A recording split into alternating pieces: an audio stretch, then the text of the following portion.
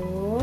Perkenalkan, nama saya Vina Ulika Lestari dari jurusan Pendidikan Agama Islam kelas D dengan mata kuliah Studi Hadis Perspektif Pendidikan dengan dosen pengampu yaitu Dr. Nursaidah SAG MAG.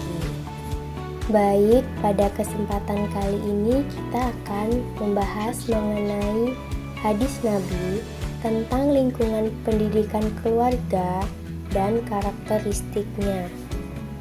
Lingkungan keluarga merupakan lingkungan pendidikan yang pertama dan utama. Mengapa demikian? Karena dalam keluarga inilah anak mendapatkan bimbingan serta pendidikan. Dan di dalam keluarga pula menjadi wadah pertama dan utama bagi pertumbuhan dan perkembangan anak.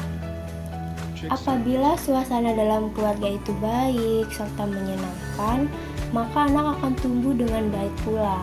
Dan begitu pun sebaliknya. Maka dari itu, pendidikan yang paling banyak diterima oleh anak yaitu keluarga.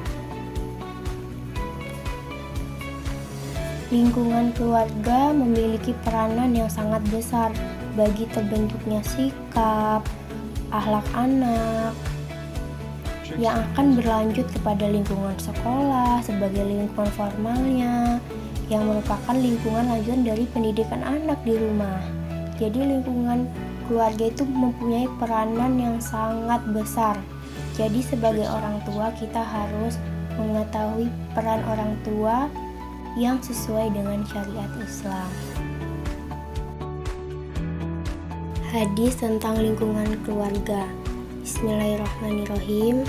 Dengan Abi Hurairah radhiyallahu anhu qala Nabi sallallahu alaihi wasallam, mauludin yuladu alal fitrati fa abawahu yuhawidanihi au yunassiranihi au yumasjisanihi.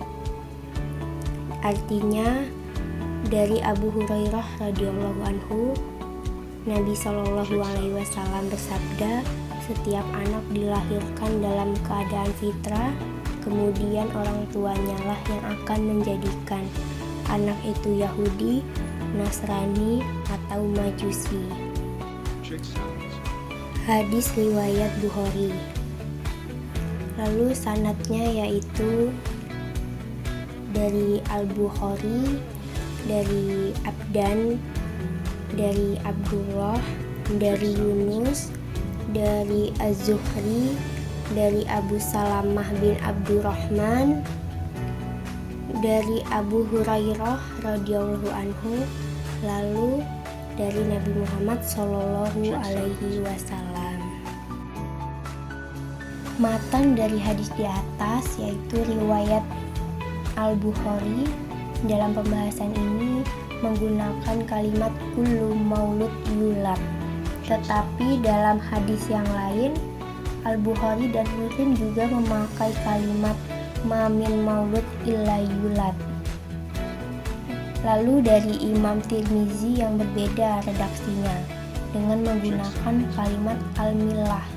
Namun dalam hadis lain yang bersumber dari jalur Abu Quraib dan Al-Husain bin Quraib, yang keduanya meriwayatkan dari Waqi yang menerima hadis dari Al-A'mashi. Al-Tirmizi juga menggunakan kalimat al-fitrah, dan di sini perbedaan redaksi atau lafadz yang demikian merupakan sesuatu yang wajar dalam suatu periwayatan hadis. Mengapa demikian? Karena kebanyakan periwayatan hadis dilakukan secara makna, ala riwayah bin al-makna. Oleh sebab itu, perbedaan lafadz menjadi sesuatu yang tidak dapat dihindari oleh periwayatan hadis. Maka dalam perbedaan lafadz dalam hadis tentang fitrah, tidak terjadi janggal atau cacat. Pengertian fitrah sering dimaknai suci dan potensi. Secara etimologi menurut Ibnu Mansur, mendefinisikan fitrah yaitu mengawali dan menciptakan, sehingga bermakna asal kejadian atau awal penciptaan. Sementara menurut Definisi Al-Jurjani, fitrah ialah potensi dasar yang dipersiapkan untuk menerima agama.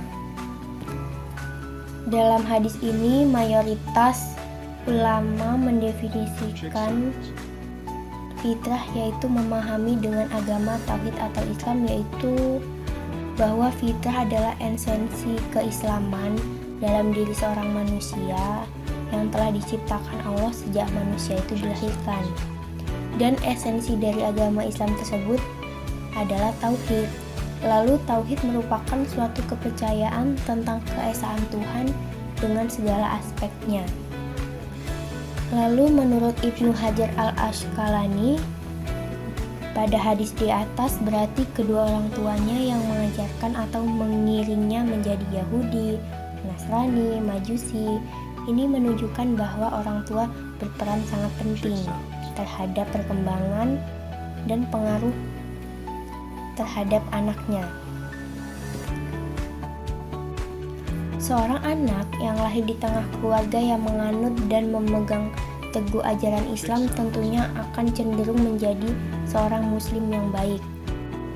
Begitu juga seorang anak yang lahir dalam keluarga yang beragama lain, tentu saja akan menjadi penganut agama orang tuanya.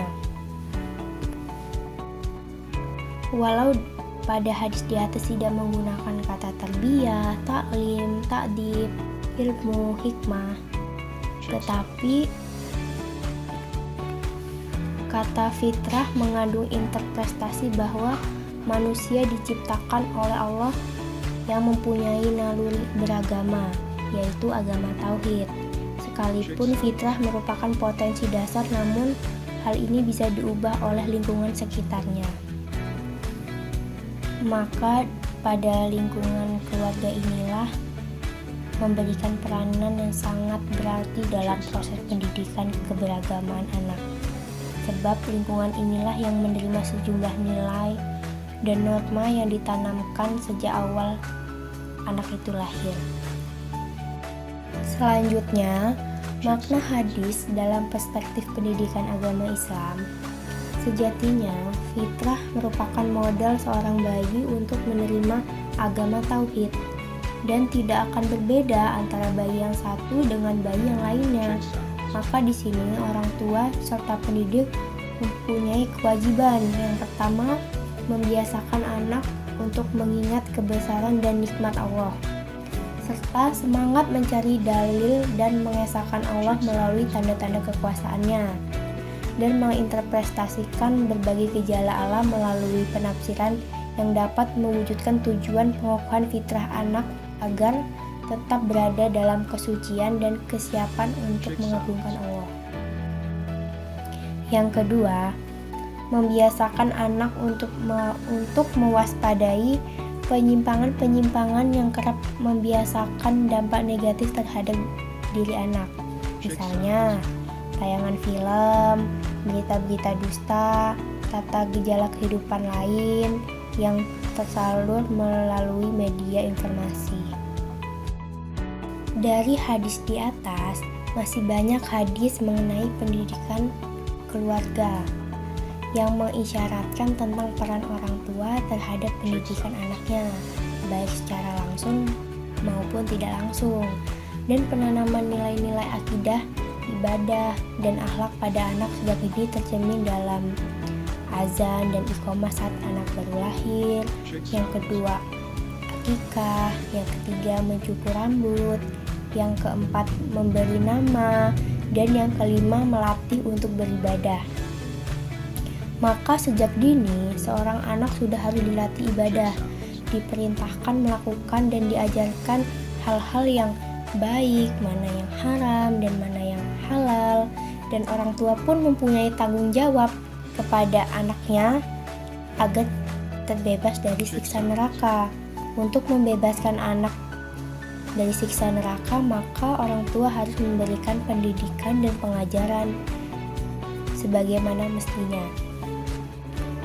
Dan dalam proses pendidikan dan pengajaran kepada anak ini harus disesuaikan dengan pertumbuhan jiwa seorang dalam mencapai kedewasaan. Jadi harus sesuai dengan umurnya. selanjutnya yaitu hadis mengenai melatih anak untuk beribadah. Bismillahirrahmanirrahim.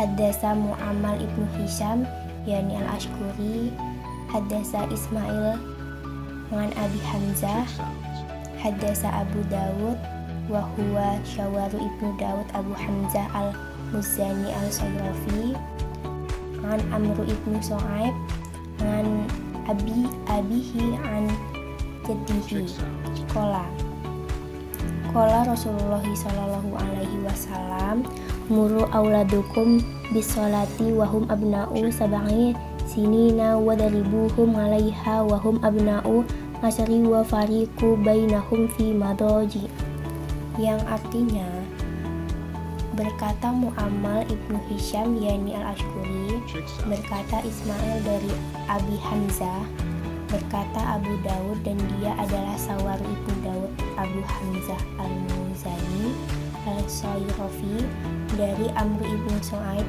dari ayahnya dari kakeknya yang berkata, Nabi SAW bersabda, suruhlah anakmu melakukan sholat ketika umur 7 tahun dan pukullah mereka karena mereka meninggalkan sholat ketika berumur 10 tahun, dan pisahlah mereka anak laki-laki dan perempuan dari tempat tidur. Hadis riwayat Abu Dawud. Pada hadis ini menunjukkan bahwa bolehnya memukul anak untuk mendidik mereka jika mereka melakukan perbuatan yang melanggar syariat. Jika anaknya telah mencapai usia 10 tahun yang bisa menerima pukulan dan mengambil pelajaran darinya dengan cara tetapi tidak terlalu keras dan tidak pada wajah.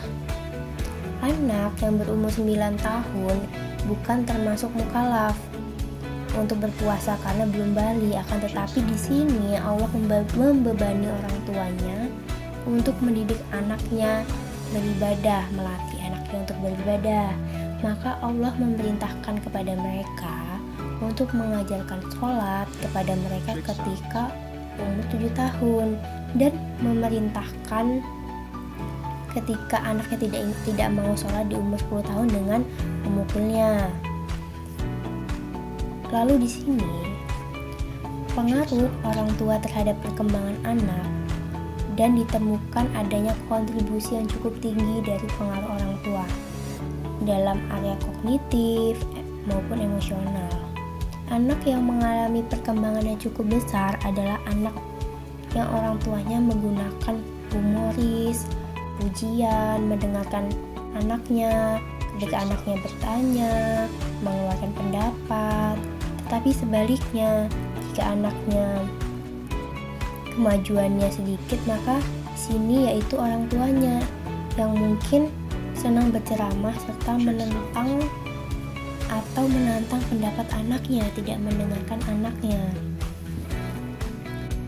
Berdasarkan uraian di atas, lingkungan keluarga sangatlah berpengaruh terhadap perilaku anak.